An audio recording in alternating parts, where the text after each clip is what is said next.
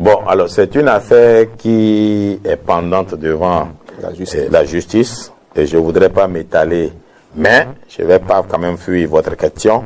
J'ai entendu l'avocat et d'abord le procureur qui a dit que Richard Boni Ourou a reconnu avoir donné 7 millions. Les autres ont reconnu avoir pris 5 millions. J'ai entendu le procureur dire que Richard Boni Ourou a laissé entendre que ce sont les agents publics qui ont sollicité, oubliant et à l'entendre, lui croit que parce que les autres ont donné, il avait le devoir il avait le devoir de donner et ça ne le rendait pas autant coupable que ceux qui ont demandé. Parce qu'en matière de corruption, et le corrompu et le corrupteur sont frappés de la même peine. Mais Richard l'ignorait au fait. Parce que sa défense semblait être, c'est eux qui ont demandé et moi j'ai été obligé de donner. J'ai à la suite écouté son avocat dire que l'argent a été donné après que le récépissé a été donné parce qu'on a trouvé son dossier bon. Des indiscrétions m'ont laissé entendre qu'en réalité, que Richard a voulu que ces gars-là soient ses consultants.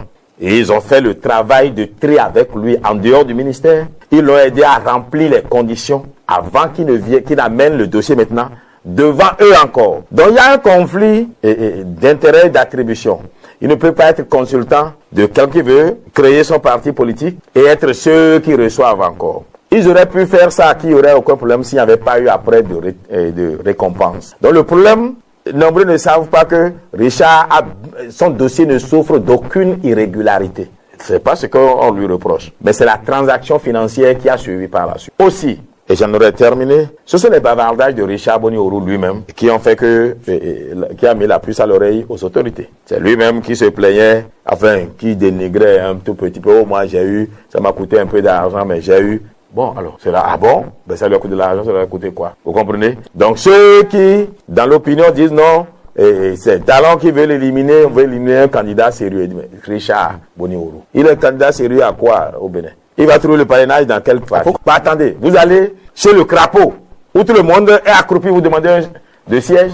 Richard, là, il veut trouver le parrainage là où il n'est pas membre du Bloc républicain, il n'est pas membre de UPR. Bon, il veut trouver le parrainage dans ces deux partis-là comment? Alors que la loi dit, vous ne pouvez donner de parrainage que à quelqu'un qui est membre de votre parti. Il a quelle carte? Donc, c'est pas le sous-estimer. Et lui, je lui ai conseillé de ne pas créer un parti politique, d'entrer dans le Bloc républicain. Je lui ai dit, ça ne sert à rien de créer ce chef de parti. Ça ne sert à rien. J'aurais pu créer l'Alliance Iroko parti, mais ça ne sert à rien. L'esprit de Patrice Talon, et je le partage parce que dans mon programme en 2016, j'avais dit, moi, président, au Bénin, il n'y aura que 4 partis et je mets fin à la possibilité de créer encore un parti. C'est là où le système partisan a échoué.